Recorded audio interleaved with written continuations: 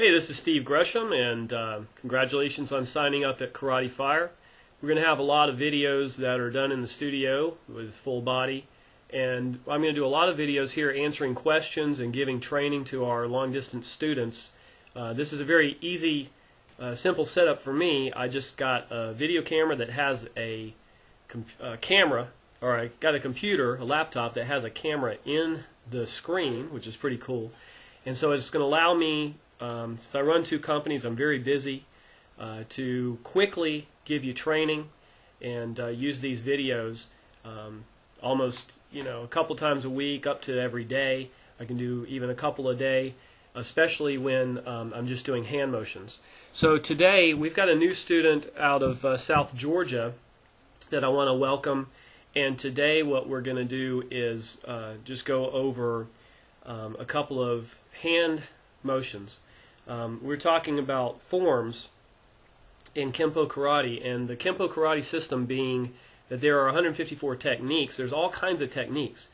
But what we focus on in our school, I've done all the techniques for many, many years, and they're all great, and some of them I like better than others. You're going to find your own preferences. But the most important thing is the forms, because that's the foundation of the Kenpo system. It teaches you the footwork, it teaches you the speed, the flow, the energy, and everything. So you need to be able to do from forms short 1 up to form 6. And when you start out and you're doing Kenpo, your first forms, you have your blocking set, and it's upward, inward, outward, downward, vertical, back elbow, push down. Now I'll back up a little bit so you can see. It's upward, inward, outward, downward, vertical, back elbow, push down. And then I like to do doubles. Upward, height under there, inward, outward, downward, vertical, back elbow, push down. And then we pull it back, and then we hit, and then we recover. So when we start our form, we wipe down, and we come into the meditation. It should be chest level. I see people do this. Look, we're going to teach you the proper positions because of knife fighting and so forth. If the knife is coming to your blade, your gut, you don't want your hands up like this. This should be relaxed and at your chest. So you go, you wipe it out, you pull it back, and then you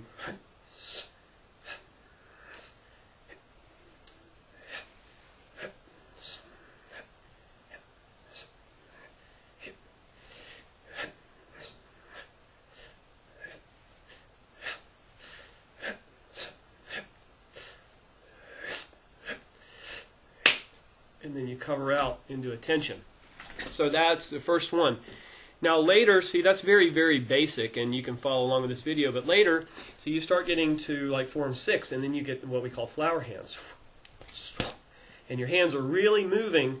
That's where you get the flow.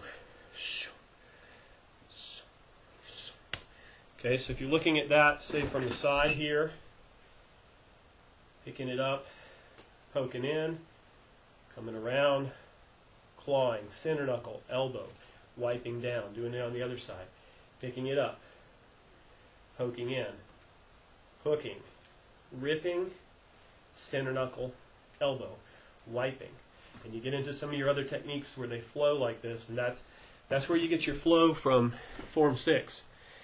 So what we say basically, form short 1 and short 2, and these are very linear, and they are teaching you some of the basic foundations like how to block and chop and stuff like this, and some of the coordination that you need. And then when you get into forms 3 and you're doing this type of stuff, now you're into like fighting forms, okay? You're getting into real self-defense fighting forms into form 3. And form 4 is really called the meat of the system. In form 4, you come out here, you shoot your eye poke, boom, eye poke, and you're doing elbows and all kinds of cool stuff, wham, boom, smashing, and you really start boom, getting into these, like the parting wings and so forth. And we're going to do it based on, in our school, we're going to do it based on knife fighting. So you'll see when I'm doing parting wings, and this comes through here, this is checking off the arm coming on the other side so I can continue my energy. And always protecting for the blade, because the blade is very important. as we're going to do a lot of silat and some kali and some Muay Thai. The silat really teaches you how to, silat sarak especially, teaches you how to defend against the blade. Kenpo is good because it gives you speed and timing.